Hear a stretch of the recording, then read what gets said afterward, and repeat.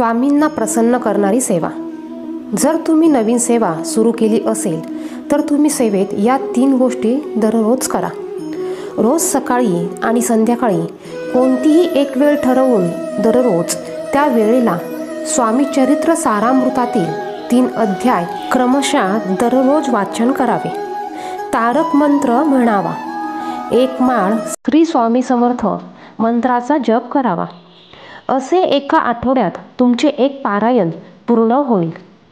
पुढच्या आठवड्यात पुन्हा नव्याने सुरुवात करावी।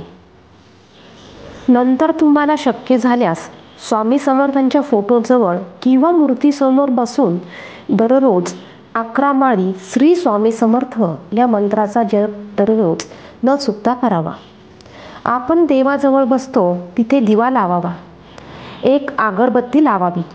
एका ग्लासामध्ये पाणी भरून घ्यावे। पूजा झाल्यानंतर ते पाणी घरातील सर्वांनी तीर्थ म्हणून घ्यावे। अशा प्रकारे तुम्हाला स्वामींची दररोज सेवा करायची आहे। तुम्हाला जर का दररोज स्वामींच्या 11 माळी जप करायला जमत नसेल तर दररोज किमान 1 माळ न चुकता जप करावा। अशा प्रकारे स्वामींची दररोज सेवा केल्याने स्वामीही प्रसन्न होतील। श्री स्वामी समर्थ।